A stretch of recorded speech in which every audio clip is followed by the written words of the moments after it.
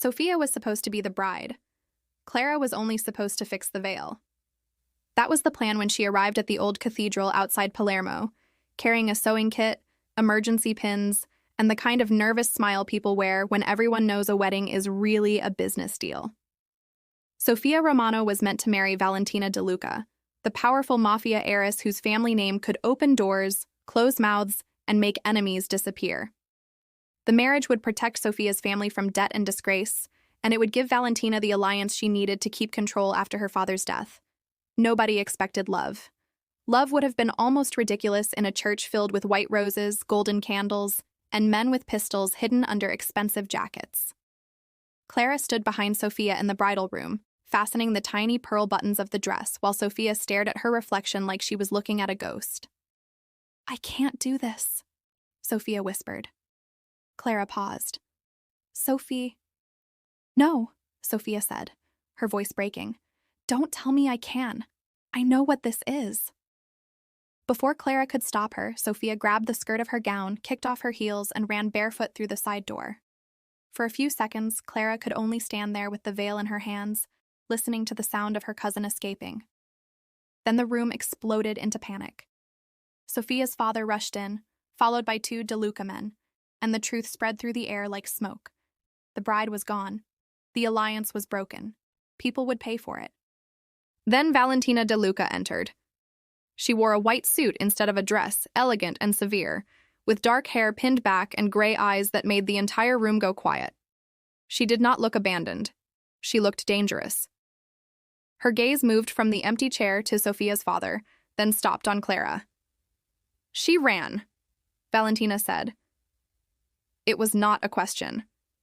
Sofia's father began to beg, promising they would find Sofia, promising the marriage would still happen, but Valentina ignored him. She stepped toward Clara. "What is your name?" "Clara Romano." "Her cousin?" Clara nodded. Valentina looked at the veil in Clara's hands. "Then the bloodline is close enough." Clara's stomach turned cold. "No." Valentina stopped in front of her, close enough that Clara could smell her perfume, something dark and expensive, like roses after rain. "If no bride walks down that aisle today, your family will be branded oath-breakers. My enemies will call me weak before sunset. Men outside this room will start making decisions with bullets instead of words." Clara gripped the veil. "So I'm supposed to give up my life because everyone else built theirs on threats?" Something flickered in Valentina's eyes, almost like regret. "No," she said softly. "You are supposed to survive the next hour. After that, we negotiate." It was madness. It was impossible. But Clara thought of Sofia running into the streets, terrified but free. She thought of her aunt, her uncle, and the cousins who would suffer if the De Lucas demanded revenge. She thought of Valentina, powerful enough to terrify everyone in the room, yet trapped by the same machine that had trapped Sofia. So Clara did the foolish thing, the brave thing, the thing that changed everything. She put on the veil. The dress fit badly at the waist and too tightly at the ribs. As the cathedral doors opened, every face turned toward her. Clara felt as if she were walking through a dream made of candlelight and danger. At the altar, Valentina waited, still and unreadable. When Clara reached her, Valentina leaned close and murmured, "Breathe. They can smell fear." Clara almost laughed, and somehow that kept her from fainting.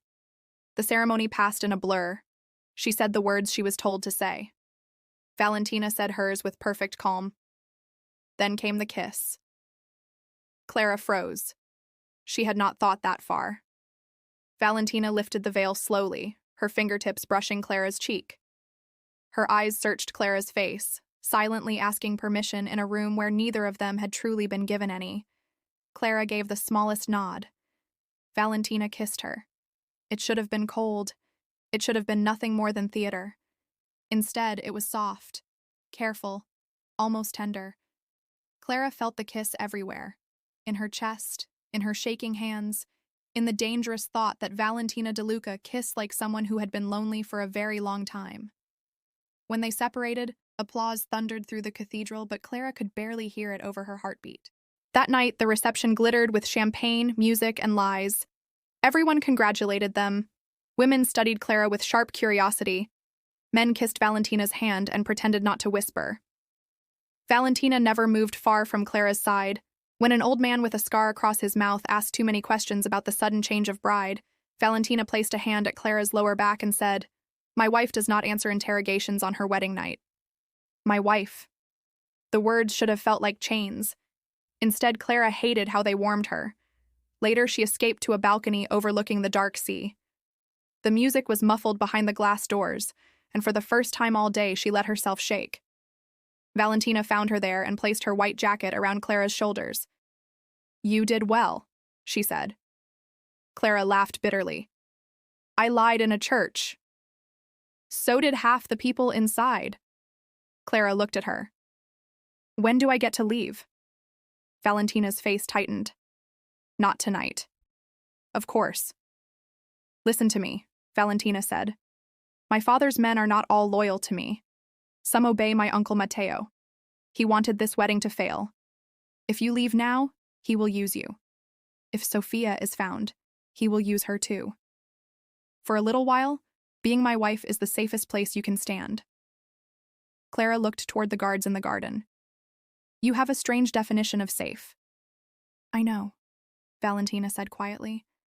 "I never said my world was beautiful, only that I know how to survive in it."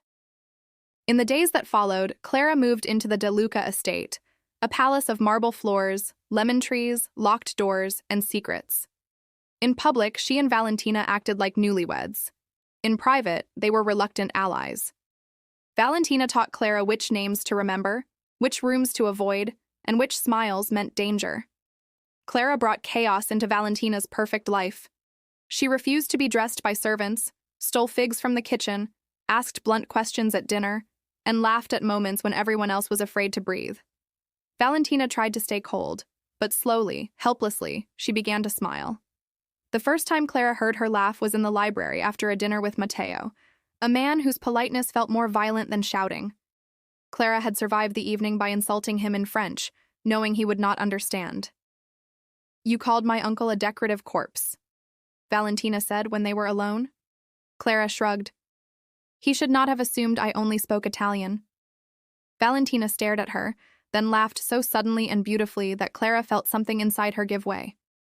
One stormy evening, the power flickered through the estate, and Clara found Valentina sitting alone by the fireplace, her tie loosened, a glass of wine untouched in her hand.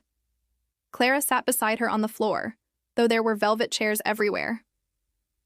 "You don't have to sit there," Valentina said. "I know," Clara replied. "That's why I like it." After a moment, Valentina sat on the floor too. They shared the wine because Clara said it felt more dramatic. They talked until the fire burned low. Valentina spoke of her mother, who had loved opera and hated the De Luca name. Clara spoke of her dream of opening a small art restoration studio near the sea. "You could still have that," Valentina said. Clara looked at her. "Could you?" Valentina did not answer.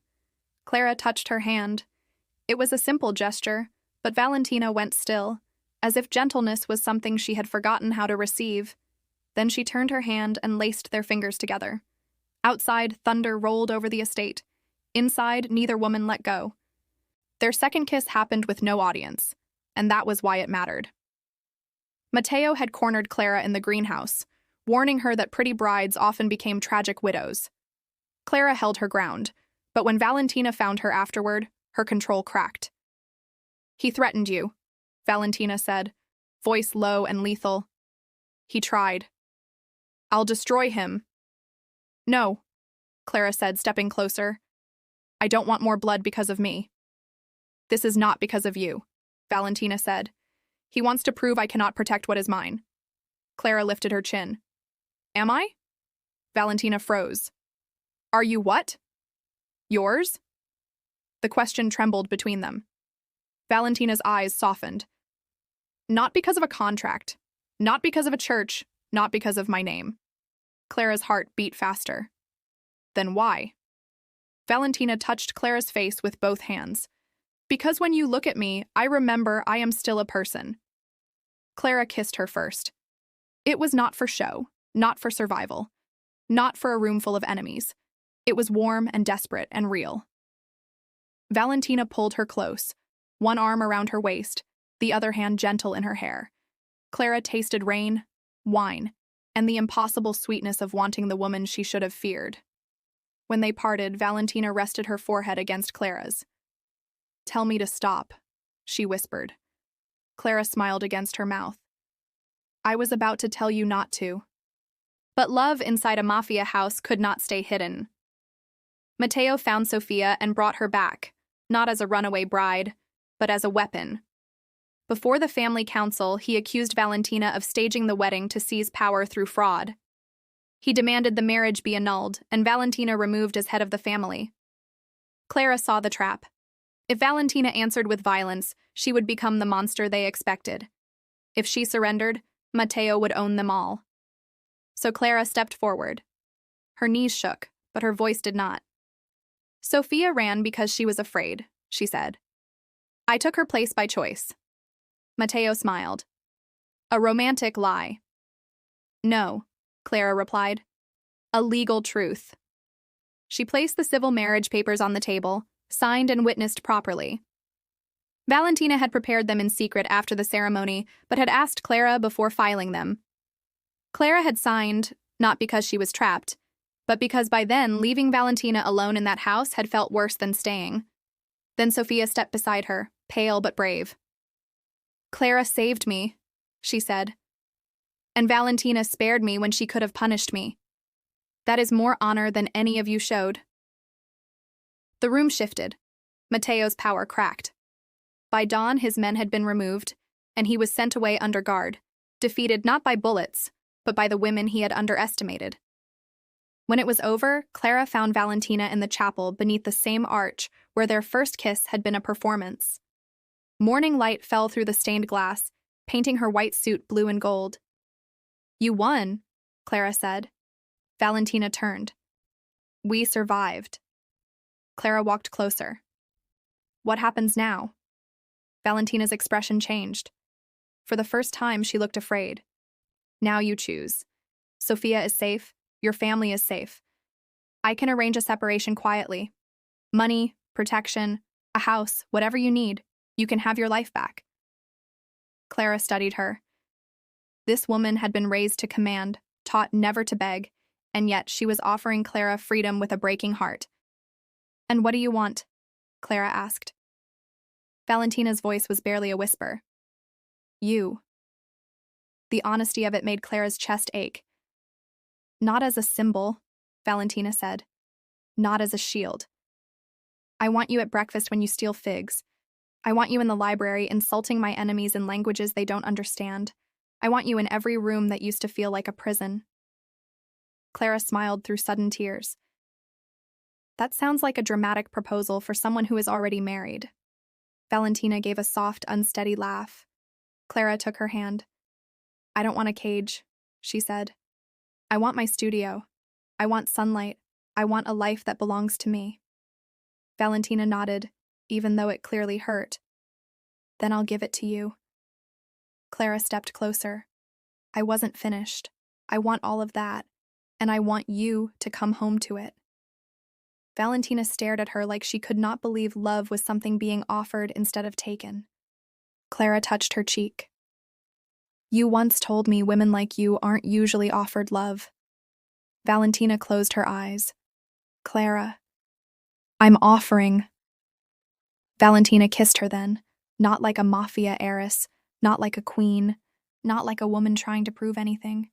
She kissed her like someone finally allowed to be loved. Months later, people still whispered about the wedding where the bride ran and the cousin took her place. Some called it scandal. Some called it strategy.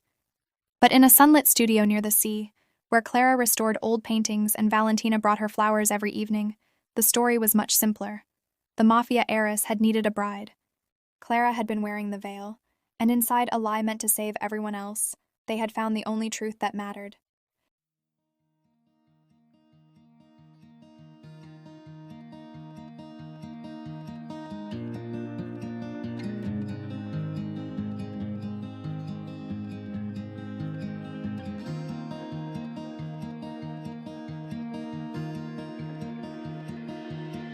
I don't know if I can find my way out.